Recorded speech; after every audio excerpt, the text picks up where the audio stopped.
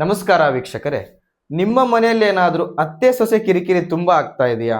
ಒಬ್ಬರಿಗೊಬ್ರು ತಾಳಕ್ ತಾಳ ಇಲ್ಲ, ಮೇಳಕ್ ಮೇಳ ಇಲ್ಲ ಅಂದ್ರೆ ಈ ಒಂದು ಸರಳ ತಂತ್ರ ಮಾಡಿ ಸಾಕು ವೀಕ್ಷಕರೇ, ನಿಮ್ಮ ಮನೆಯಲ್ಲಿ ಯಾವ ಸಮಸ್ಯೆ ಕೂಡ ಇರಲ್ಲ.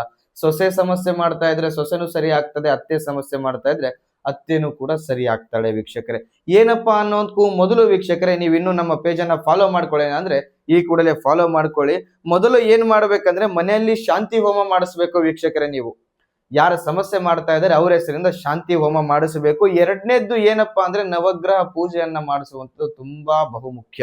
ಯಾಕಂದ್ರೆ ಗ್ರಹಗತಿಗಳ ಸ್ಥಾನ ಪಲ್ಲಟಗಳಿಂದನೂ ಕೂಡ ಮನೆಯಲ್ಲಿ ಅತ್ತೆ ಸೊಸೆ ಕಿರಿಕಿರಿ ಆಗ್ತದೆ ಇತ್ಯಾದಿ. ಹೇಳೋಕ್ಕೂ ಮೊದಲು ವೀಕ್ಷಕರೇ, ಮುಖ್ಯವಾಗಿ ನಾನು ಹೇಳುವಂತ ಈ ಮಂತ್ರವನ್ನ 101 ಬಾರಿ ಯಾರ ಸಮಸ್ಯೆ ಮಾಡ್ತಾ ಇದ್ದಾರೆ ಅವರ ಹೆಸರಿಂದ ಈ ಮಂತ್ರವನ್ನ ಗುಪ್ತವಾಗಿ ನೀವು ಹೇಳಿದ್ರೆ ವೀಕ್ಷಕರೇ, ಎಲ್ಲನೂ ಕೂಡ ಕ್ಷಣಗಳಲ್ಲಿ ಸರಿ ಆಗ್ತದೆ ವೀಕ್ಷಕರೇ. ಏನಪ್ಪಾ ಮಂತ್ರ ಅಂದ್ರೆ ಓಂ ಕ್ಲೀಂ ಕ್ಲೀಂ ಚಾಮುಂಡಾಯ ಅಷ್ಟ ಸಂಕಲ್ಪ ವಶಂ ಭಟ್ ಸ್ವಾಹ ಅನ್ನುವಂತ ಮಂತ್ರವನ್ನ ನೀವು 101 ಬಾರಿ ನೀವು ಸ್ಫಟನೆ ಮಾಡಿದ್ರೆ ವೀಕ್ಷಕರೇ, ಎಲ್ಲವೂ ಕೂಡ ಸರಿ ಆಗುತ್ತೆ ವೀಕ್ಷಕರೇ. ಇನ್ನೂ ನಿಮಗೆ ಗುಪ್ತ ಹಾಗೂ ಕಠಿಣ ಸಮಸ್ಯೆಗಳಿದ್ರೆ ಕೆಳಕಂಡ ನಂಬರ್ಗೆ ನೀವು ಕರೆ ಮಾಡಿ ಪರಿಹಾರ ಪಡ್ಕೋಬಹುದು.